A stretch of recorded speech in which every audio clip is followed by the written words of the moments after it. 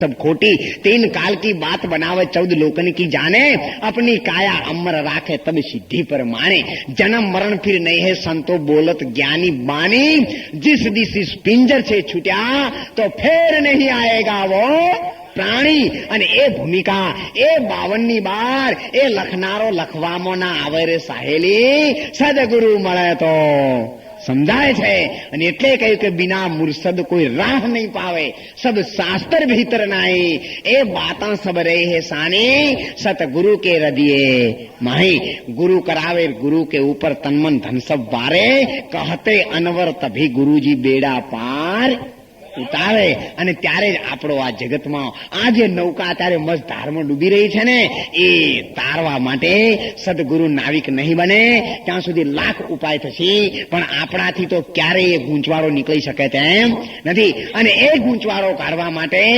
સંતોએ કહ્યું છે કે સંત સમાગમ જે નર કરશે તેને પ્રગટે પ્રેમ જે ધાતુને પરસે પારસ તે બને છે એમ શૂન્ય શીપ કદી ઉપર નહીં આવે ભલે સોમણ સ્વાતિ વર્ષે કોસી પિત્તળ કદી સોનું નહીં બને ભલે કોટી પારસ મણી અને પરસે સાકુટ હૃદય જેનું મન પાપી એવા નુંગરાને ચડતો નથી બીજો રંગ અરદ ઉજળા કબુ ન હોવે ભલે જઈ જબોળો ગંગ અને એટલે સંતોએ કહ્યું છે એવા નુંગરે ઝાલ્યો રે સતીનો આ જગતમાં બોલીને બીજું બોલે એનું નામ નુંગરો અને દેહમાં તમારું મન એક નુંગરું છે એ કોઈ દી કેવું માનતું નથી એટલે આ બે જગતમાં નુંગરા છે જગતમાં નુંગરો બોલીને બીજું બોલે તે અને દેહમાં નુંગરું આ મન મન લોભી મન લાલચું મન કરણીનો છે એનો જે મન છે એ જ કોઈ દી સ્થિર થવા દેતું નથી અને એટલે ભગવાનની ગીતાના 6 અધ્યાયમાં કહ્યું છે મન એવા મનુષ્યાણમ કારણમ બંધ મોક્ષયો આ મનને સ્થિર કરવા માટે ફક્ત એક બ્રહ્માનંદ મહારાજે લખ્યું છે લગા મન નાદ કી અંદર ભૂલે તન કી ખબર સારી શિખર પે ધાર અમૃત કી સદા મુખ में निचोती है सुनो दिल को लगा प्यारे धुनी अनहद की होती है અને એ અનહદની ધુનમાં અર્જુન આ જગતમાં તારે કંઈ પણ પ્રાપ્ત કરવું હોય તો આ મનને બીજી બધી જગ્યાએથી હટાવી એક અનહદ નાદની અંદર પરોવી દે અને એટલે મીરાબાઈએ કહ્યું છે અરે વાગે જરે ભાઈ વાગે જરે વાનરા વાન મોરલી વાગે છે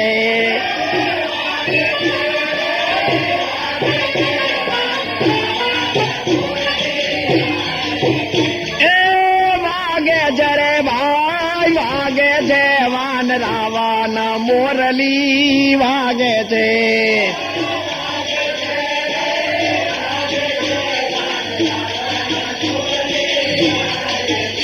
એટલે સંતોએ કહ્યું છે આ વનરા વનની મુરલી કોઈ જગ્યાએ તમે શોધવા ન જજો પણ તમારા પંચભૂતના પુતળામાં આ ગગન મંડળમાં ભગવાનના નામનો અનહદ નાદ વાગી રહ્યો છે અને સંતોએ કહ્યું છે અનહદ નાદ નામ કી પૂજા બ્રહ્મ વૈરાગી દેવ નહીં દૂજા જ્યાં સુધી આ દેહનું મૂળ જોવું હોય તો જોઈ લેજો આ દેહમાં કિંમત છે ફક્ત એક બીજની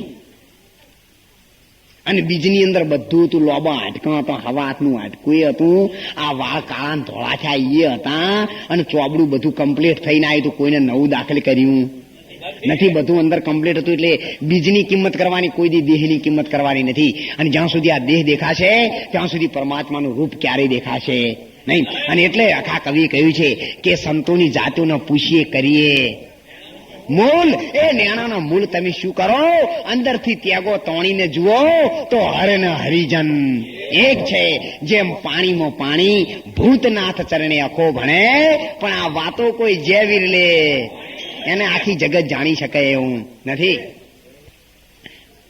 અને એટલે સંતોએ કહ્યું છે એ વાગે છે રે મોરલી ઓલા વનરા વનમાં નહીં વનરા તે વનની કુંજ ગલીમાં એટલે ભગવાનને જે મળવાનો માર્ગ છે ને જે દ્વાર છે જે રસ્તો છે એ સંત કબીર સાહેબના મત પ્રમાણે 1 રોમના 10મા ભાગ જેટલો પાતળો છે અને એની અંદર થઈ અને ફક્ત એક સુરતા સિવાય બીજું કોઈ જઈ શકતું નથી અને સુરતા જયારે આકાશ માર્ગે ઉડે છે ત્યારે સંત અનવર કાજીએ સાહેબ કહ્યું છે કે ત્રિવેણીમાં વસે છે એક સુરતી, એની તમારા જેવી છે મૂર્તિ, એને ઓળખશો તો કામ થતી પૂરતી. એનો રાખ્યો છે ત્રિવેણીમાં વાસ, એ ઉડીને જાય છે આકાશ, અને એ છે આત્મા તણો પ્રકાશ. અને એ કુંજ ગલીમાં મારો કનૈયો થેથે નાસ્તો નથી, પણ એની અંદર એ કુંજ ગલી ગણો કે 10મા દરવાજાના એક વાળ જેટલો પાતળો દરવાજો ગણો, એની અંદર અનહદ નામનું વાજું વાગી રહ્યું છે. અને એ વાજાની અંદર જયારે તમારું મન સ્થિર થાય ત્યારે પછી એની જીગર નથી કે હલી શકે. કદાચ મદારી જયારે મોરલી વગાડે રાફડાની અંદરથી સાપ નીકળે ત્યારે મોરલી વાગે ત્યાં સુધી સાપ ડોલે છે, પણ યાદ રાખો મદારીને પાકી ખાતરી છે કે જો હું મોરલી બંધ કરીશ તો ડંખ મારવાની જે ટેવ છે હજુ નાગ ભૂલ્યો. મોરલી ડોલવાથી દોંતોનું ઝેર જતું નથી, પણ એના દોંત ઝેરી પાડી નાખવા પડે છે. એમ આ મન ભજનના રાગમાં ડોલે છે, વૈરાગમાં ડોલે છે, હરી હરી, પણ અંદરનો રાગ એને સાંભળ્યો નથી. અને જયારે અંદરનો રાગ સાંભળશે ત્યારે સંતોએ કહ્યું છે, અરે માઈ અનહદ વાજા વાગે છે, માઈ અનહદ વાજા વાગે છે, જને ગુણમાં સંત કોઈ જાગે છે રે, તારી કાયામાં કોણ બોલે છે.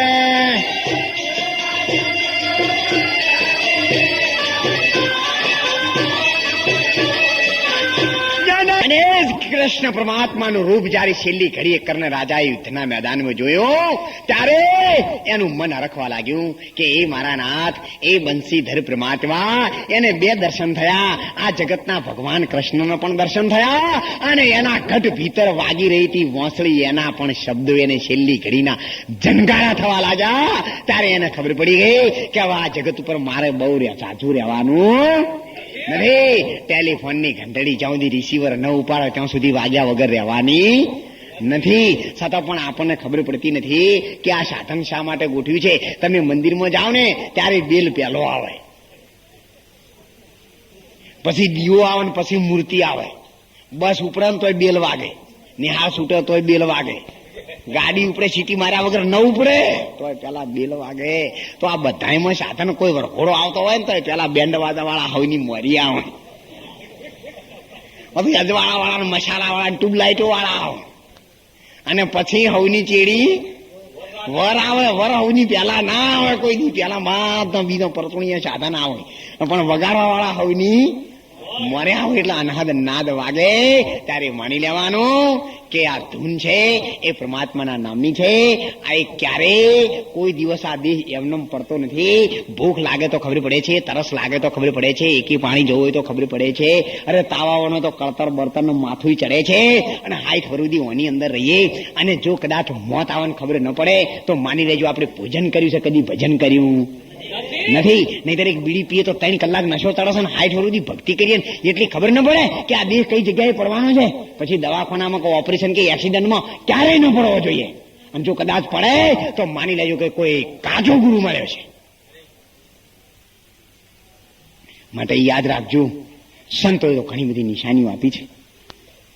અહીંયા રામચંદ્ર ભગવાનનો જન્મ થયો ત્યારે લંકાની અંદર મંદોદરીએ રાવણને કહ્યું હતું, ભગવાન આજે મારો સુહાગ આ જગત ઉપર જવાની નિશાની આવી ગઈ. તમે જુઓ, સુદર્ણા ભક્તની સાથે જયારે યુદ્ધ થયું ત્યારે સવારે ઉઠીને એના ઘરવાળીને કહી દીધું હતું, સ્વામી આજે તમારા માટે છેલ્લો દિવસ છે. સત્યવ્રતની સાથે સાવિત્રીએ લગ્ન કર્યું ત્યારે નારદજી નારાયણ નારાયણ કરીને જંગલમાં ફેરા ફેરવી બંનેને આશીર્વાદ આપતી વખત નારદજીએ કહ્યું, સાવિત્રી સત્યવ્રત છે ને એનું આયુષ ફક્ત 1 વર્ષનું છે, એટલે હું તને અખંડ સૌભાગ્યવતી. તમે જુઓ, જીવનની અંદર સંત શાસ્ત્રો અને દેવી દેવતાઓ બધું જાણે છે, પણ જ્યાં સુધી આપણું અંતર નમતું નથી, તમારે માથું નમાવવાની જરૂર નથી, તમારા દેહ નમાવવાની જરૂર નથી, તમારા હાથ જોડવાની જરૂર નથી, પણ જો તમારું મન નમી ગયું તો માની લેજો કે એક બ્રહ્માંડ નમી છે. પણ માથું હાથ ને આખું શરીર ઊંઘાડીએ પણ મન તો પછી તમે નમો તોય ભલે. અને આ તો ગુરુએ મારી ફૂંક તે ચેલા રહ્યા રૂંખના નગી ફેર જ ન પડ્યું. એટલા માટે જીવન મળ્યું છે તો કંઈક સારું કાર્ય કરી પરમાત્માના માર્ગ તરફ આપણે પહોંચવા પ્રયત્ન કરીશું.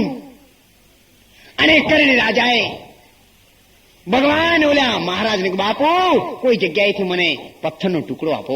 ત્યારે ઓલા મહારાજે કહ્યું કે કર્ણા, જો કદાચ મહેનત કરીને મારા સોનું મેળવવું હોય ને તો મૂર્ખા મને 90 વર્ષ ત્યાં છે.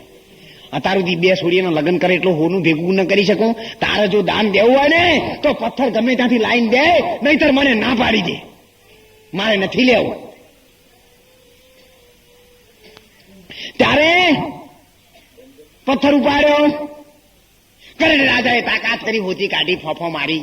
અધૂરા બાણ હતા એ બધા શરીરમાં દાખલ થઈ ગયા, અંદરથી લોહીની ધારાઓ છૂટી ગઈ. પણ એ પોતાની ટેકમાં ક્યારે રાખે છે, ટેક એને મળે છે. પણ અત્યારે તો અનેક તોડાવા વાળા મળે છે, જોડાવા વાળા તો કોઈ લાખોમાં. શેરી મિત્ર 100 ઘણા અને તાળી મિત્ર અનેક, પણ વિપદ વડે ત્યારે આવી મળે એવા લાખોમાં. અને એટલે સંતોએ કહ્યું છે ટેકને જોડાવા વાળા તો ફક્ત કોઈ લાખોમાં એક જ જીવ મળે છે. માટે ભગવાન એને પથ્થર લઈ પોતાનો દાંત પાડી અને કહ્યું કે બાપજી, મારો પ્રાણ વાયુ જવાની તૈયારીમાં છે, 1-2 કલાકમાં મારો આ દેહ કાયમ માટે આ જગત ઉપરથી જવાનો છે. હું વધારે તો કંઈ આપી શકું તેમ નથી, પણ કર્ણ રાજા હું પોતે જ છું.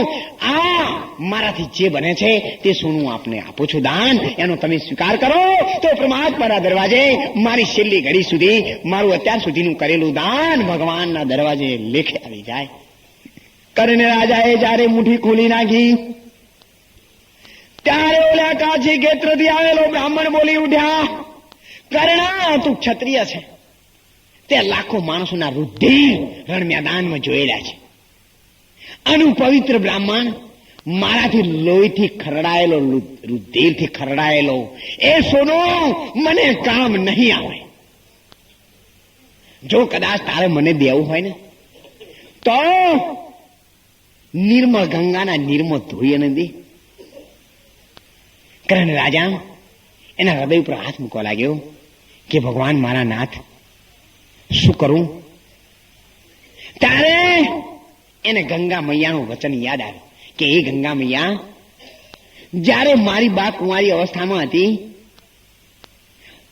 ભગવાન સૂર્યનારાયણને અંજલિ આપી, એનો મંત્ર બોલી, અને ગુરુ મહારાજનું વચન સત્ય છે કે કેમ એની પરીક્ષા કરવા માટે એ 14 વર્ષની કુંવારી કન્યા માતા કુંતાએ ભગવાન સૂર્યની સામે ખોળો પાથરીને કહ્યું, ભગવાન, જો મારા ગુરુદેવનું વચન સત્ય હોય તો તમે મને દેવ જેવો દીકરો આપો.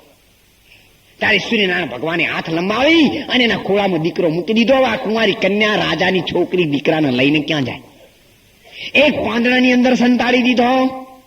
ગામમાં પહોંચી ગઈ, સુથારની પાસે લાકડાની પેટી બનાવી, અંદર રૂ ભરી અને ઓલા છોકરાને મૂકી. અને જયારે ગંગાજીમાં મૂક્યો ને ત્યારે ગંગાને કીધું કે હે ગંગા ભૈયા, તું મારી બેન છે, પણ મારું આ નાનું બાળક છે ને એ આજ મારી બેન તારા ખોળે હું તને આપું છું, તું એને બચાવી લેજે.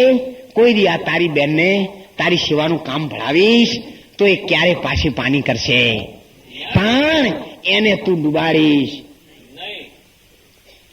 અને એટલા જ માટે સંતોએ કહ્યું છે કે આ દેહરૂપી નાવ છે એ આ ભવસાગરમાં આવી ગઈ છે, એને તારવી કે ડુબાડવી એના તરાજવા અત્યારે આપણા હાથ છે.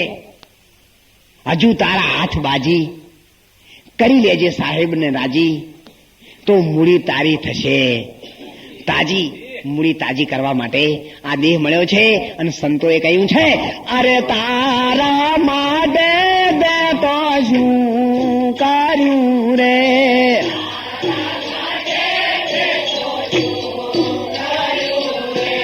તારા માટે તે શું કર્યું રે આ ભાગે, તારા માટે તે તો શું કર્યું રે.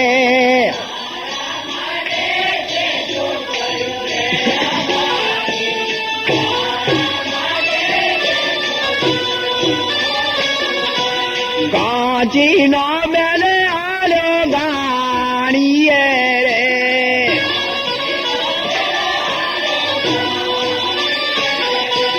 જાય છે કાશી ને કેદાર રે આ ભાગે, તારા માટે તે તો શું કર્યું રે.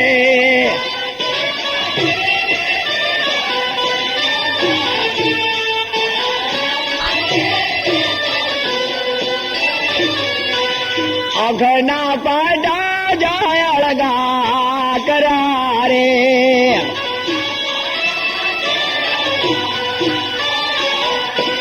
ઘરની ગમાડો બળાયા રે આ ભાગે, તારા માટે તે તો શું કર્યું રે.